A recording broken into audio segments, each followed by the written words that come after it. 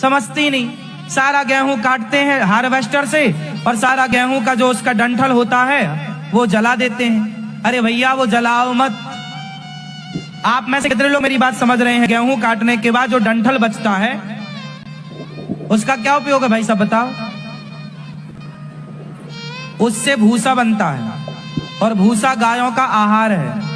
आज सारे किसान वो डंठल जला दे रहे हैं जिससे बाजार में गायों को भरपेट भूसा नहीं मिल रहा। पैसा देने के बाद भी भूसा नहीं मिलता। हाँ या ना?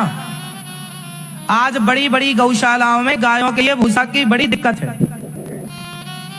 किसान लोग समझते नहीं। अरे किसान और गाय एक दूसरे के पूरक रहे हैं।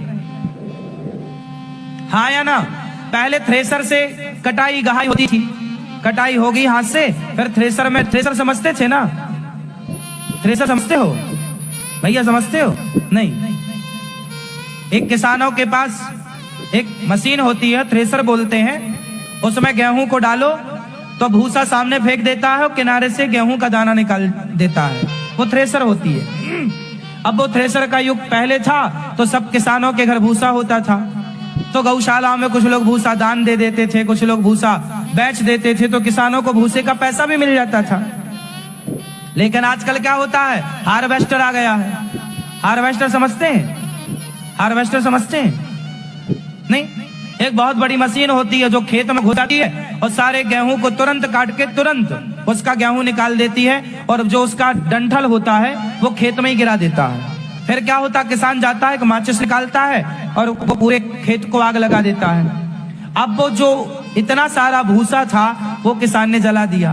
अब जब भूसा जल जाएगा तो बताओ गायों को भूसा कहां से मिलेगा? तो गाय मर रही है भूखी। अच्छा, अब आप कहोगे चारा, तो चारा भरपेट आप गाय को आधा चारा आधा भूसा देने का प्रावधान है। पूरा चारा खवाएंगे गाय को दस्त लग जाएगा, गाय का पेट खराब हो। चारा भी देना चाहिए पर अधिक मात्रा में नहीं। भूसा जरूरी होता है गाय के लिए, वरना गाय पतला गोबर करेगी और गाय बीमार पड़ जाएगी और जल्दी से मर सकती है यदि वो रेगुलर लंबा टाइम यदि हरी घास खाई तो। इसलिए भूसा होना ही चाहिए। भूसे के अतिरिक्त दूसरा कोई ऑप्शन। तो अब जितने किसान गाय का चारा जला रहे हैं बताओ वो अपराध कर रहे हैं या नहीं? हाँ या ना? इसलिए आप लोगों से मेरी प्रार्थना है, आप लोग एक काम करना, एक मशीन और आती है जो खेत में से वो डंठल उखाड़ निकाल कर और उसका तुरंत भूसा बना देती है। तो आप लोग ऐसा कर सकते हैं, यदि आपको ईश्वर ने 2 पैसा दिया है तो आप ऐसा करो कि वो किसानों से भूसा खरीद कर और किसी गौशाला में अपनी ओर से भूसा डोनेट कर दो, दान कर दो। किसी भी गौशाला में तो गायों को भूसा मिलना चाहिए, गाय को भरपेट भोजन मिलना चाहिए।